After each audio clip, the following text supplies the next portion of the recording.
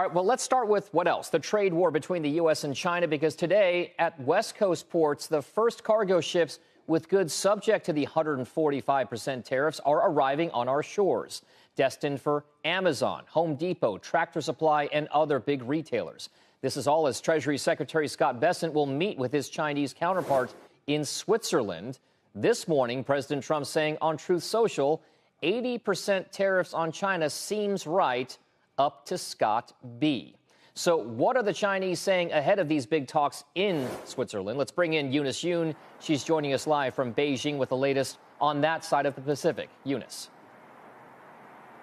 Thanks, Dom. Well, China's signaling, which is aimed at the Chinese public, is to present China as tough. So the Commerce Ministry has said that the U.S. should, quote, meet China halfway, treat China as an equal in discussions, and then also, essentially, if you coerce us, according to the Commerce Ministry, we will walk, or what they say, refuse. So on top of that, the Chinese are threatening that they have other ways to hit the U.S. back. The Commerce Ministry today announced a crackdown on rare earth smuggling and saying that this is partly to blame on foreign entities. And then the social media account that's linked to CCTV, which is very closely watched for its commentary on U.S.-China trade issues, has been mocking at U.S. rare earths, quote, shortages, they say. So China watchers, as well as many others here, especially in the manufacturing industry, have very little expectation that there's going to be anything really dramatic out of these discussions. Even Scott B. has said before and hinted that this is really an initial stage and that these longer, more drawn-out discussions would come down the road. Well, in Eunice, at the same time, there's been more questions about how Chinese companies are trying to get around U.S. tariffs because they still want to export, and a lot of U.S. consumers still want to import, and we're hearing more and more about exemptions and things like that. Yeah, there are exemptions, but there are also some other dubious ways, I would say, that some companies are trying to get their stuff over to the United States. On social media, we've seen a surge of ads that are marketing services to get around the tariffs. So one of them is called label washing. So this is when the agent would take your product to a third country like Malaysia and then literally change the label from the country of origin and then pass it on to the United States. Another one is product mixing. So they're saying that they could mix high-value goods with your low-value goods, but then just declare the low-value goods. And then the last one I thought was pretty interesting, too, and is an old one. It's called first sale. And that's because a lot of times the tariff is based on the price of the good when it comes out of the factory. So the idea is to set the value, and sometimes ridiculously low, but then make up that cost. Following intense negotiations in Geneva, Switzerland, the United States and China have finalized a preliminary trade agreement. This significant step towards de-escalating the ongoing trade tensions between the two nations was finalized on May 11, 2025. While U.S. stock markets have rebounded from the initial shocks of the trade war, Treasury bonds and the dollar remain weakened, reflecting diminished investor confidence. As of now, we don't have any details or concessions. Let's hear an update. We will be giving details tomorrow, but I can tell you that the talks were productive. We had the vice premier, two vice ministers who were integrally involved, Ambassador Jameson and myself, and I spoke to President Trump, as did Ambassador Jameson last night, and he is fully informed of what is going on.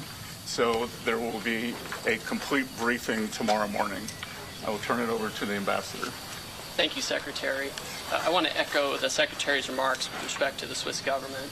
They've been so welcoming, and they've hosted this, and everything has gone off flawlessly, and we appreciate that.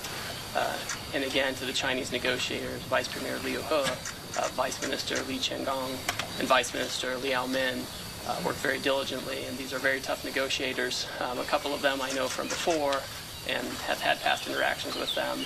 And this was, as the Secretary pointed out, a very constructive 2 days. it's important to understand how quickly we were able to come to agreement, which reflects that perhaps the differences were not so large as maybe thought. That being said, there was a lot of groundwork that went into these 2 days. Just remember why we're here in the first place. The United States has a massive $1.2 trillion trade deficit. So the president declared a national emergency and imposed tariffs. And we're confident that the deal we struck with our Chinese partners will help us to work toward resolving that national emergency. And I would just conclude with saying it was done in the spirit of cooperation, shared interest, mutual respect, and we look forward to sharing the details with you tomorrow morning. Thank you. Thank you. No questions.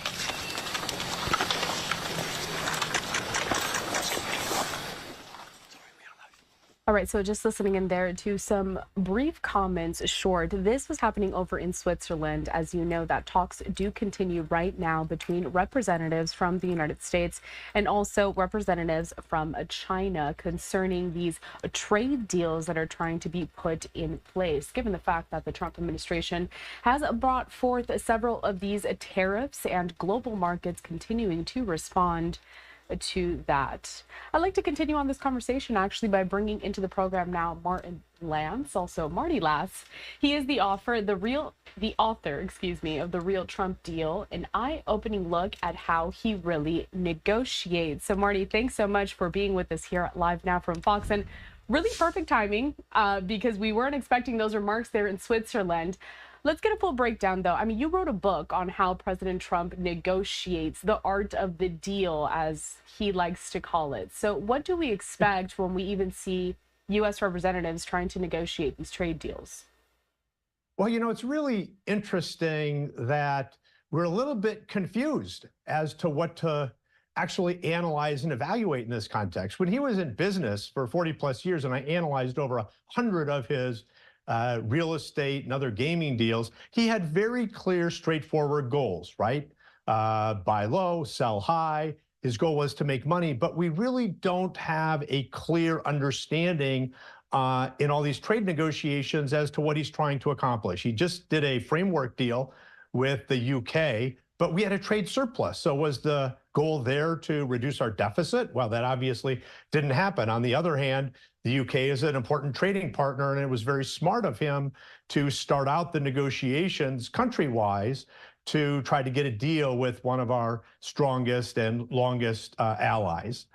With regard to China, he really hasn't been able to generate the type of leverage that we would like because he's been sticking a stick in the eye of all of our allies, and we need our allies to really generate the type of leverage with China if his goal is to get that trade deficit down.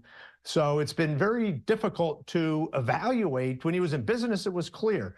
Obviously, when you're negotiating with, I don't know how many countries at the same time, 20 plus, and you've got different goals and interests with each one of them, it becomes very, very complicated and complex.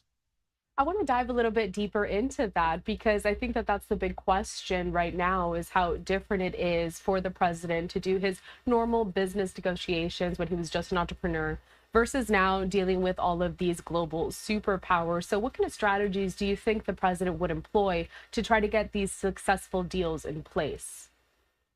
Well, interestingly enough, we know the strategies he's employing because he's been employing them for his entire business career, and he employed them for 4 years during his first term. He's a very instinctive, gut-driven negotiator. And we know that because it's been clear, and we saw that right after Liberation Day when he said no exceptions, no exceptions, but then his gut obviously told him something different, and we've got a 90-day pause.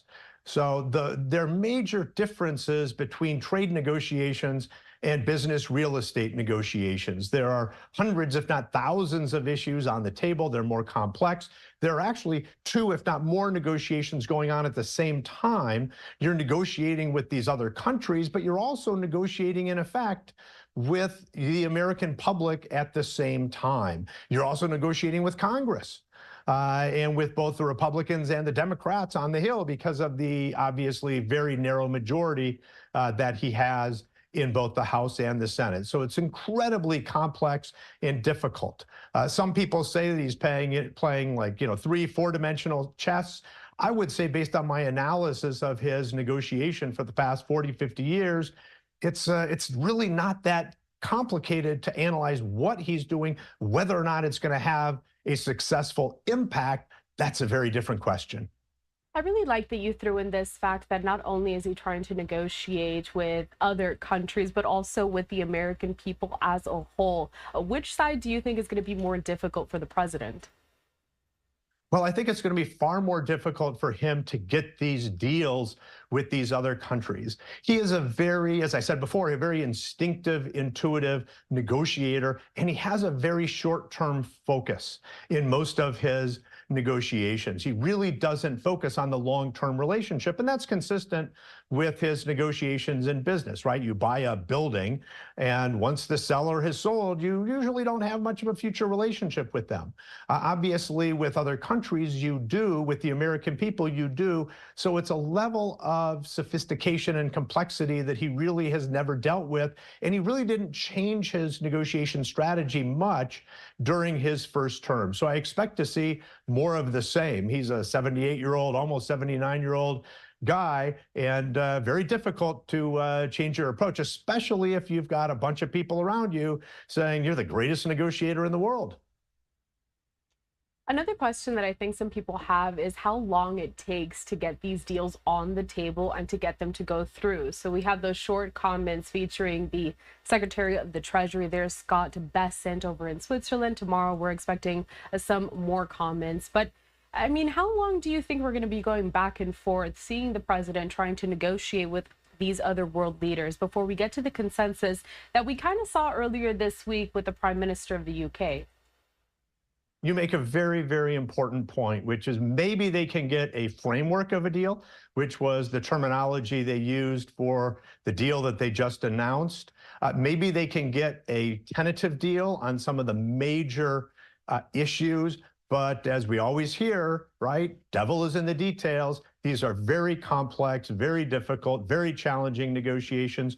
You've got hundreds, if not thousands, of moving parts, and you have a counterpart in the Chinese that are used to long-term complex negotiations. And even sometimes when we get a deal with them, they don't follow through. You can take a look at the deal that he got in his first term that sort of fell apart later. We've got to build in very detailed enforcement mechanisms into these deals, and that's not an easy thing to do. It takes time. Most experts I've read about talk about the fact that these deals take 1-2 years to actually dot the I's, cross the T's, and make sure that these are going to be long-standing deals that actually get implemented and accomplish your goals and objectives.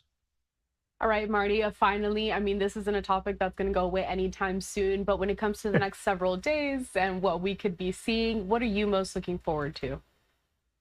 I think that we're going to see a deal, and I guess I'll put on my predictive hat here. I think we're going to see a deal where both sides have come way off the edge of the cliff, come down from 145, 125, and we're going to see a lot of movement, in part because those were just non-starters, really, from a negotiation perspective. It really cut off all trade. So you're going to see some movement in terms of maybe a tentative framework, but then these negotiations are going to go on for a long time, and we're going to have to keep our finger on the pulse to really evaluate whether or not the U.S. or China actually comes out ahead in these trade negotiations. Marty Latz, author of The Real Trump Deal. Comment and follow us on X at Patriot Media GRP. It's a pleasure having you here at Live Now from Fox. You take care, and we'll talk soon. Thanks, you too.